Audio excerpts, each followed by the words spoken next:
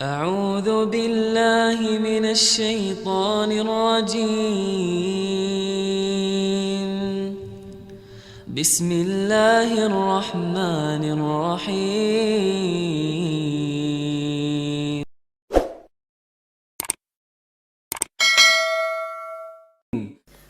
Ya, dan disebutkan ya dari sebagian ahli hadits di negeri India,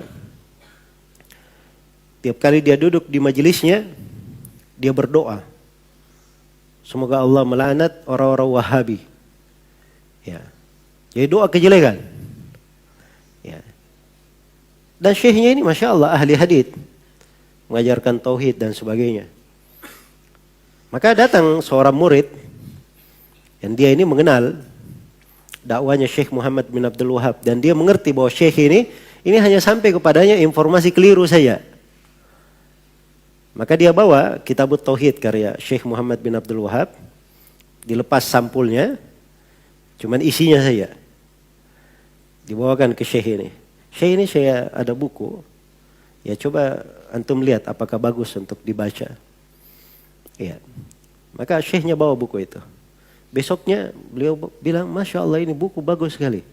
Ya, ini buku tentang tauhid dan seterusnya. Dia puji buku itu.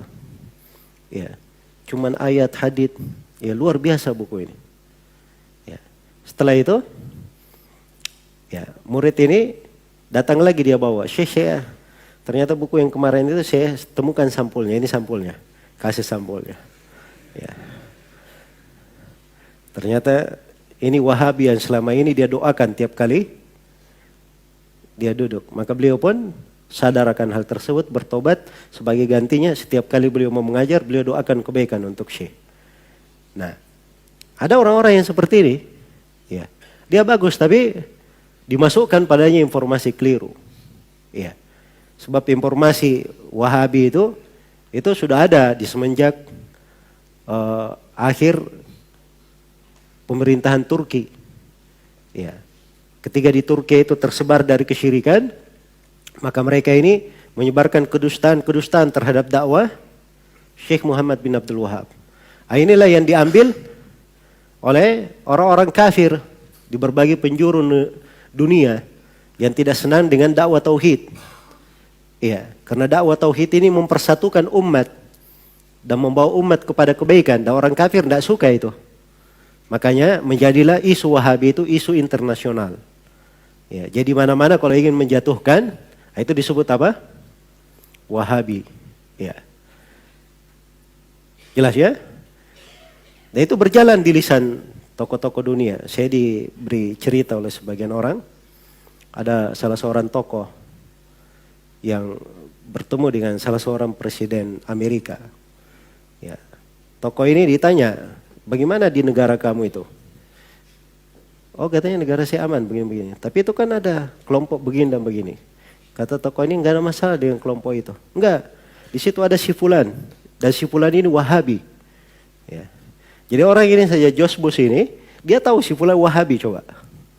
Jadi ini memang isu yang memang berjalan di tengah mereka, dan begitu cara mereka memasukkannya.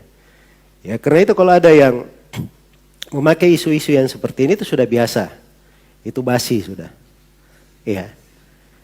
Dan kalau ingin memperbaiki, jangan main tuduh-tuduh aja. Wahabi, Wahabi. Terangkan Wahabi itu apa? Kesesatannya di mana? Kalau memang sesat, ayo kita perangi. Di mana sisi kesesatannya, kan begitu. Ya, kalau diarahkan kepada misalnya Syekh Muhammad bin Abdul Wahab, atau diarahkan kepada negara tauhid Saudi Arabia, ya, ini buku-buku mereka ada, karya-karya tulis Syekh ada. Tunjukkan di satu tempat saya dia menyelisih tauhid yang benar. Ya, dan ini tantangan sudah sedemikian lama. Hingga hari ini mereka tidak bawa apapun di situ. Ya, mereka tidak ketemukan kekeliruan Syekh di dalam pembahasan akidah. Kalau pembahasan lain, pembahasan fikih, orang bisa silam pendapat di dalam pembahasan apa? Pembahasan fikih. Tapi di pembahasan akidah, beliau rahimahullahu ta'ala itu betul-betul sangat jelas berada di atas tuntunan Al-Quran dan As-Sunnah sebagaimana jalan para ulama yang terdahulu. Alhamdulillahi Rabbil Alamin. Segala puji bagi Allah, Tuhan seluruh alam.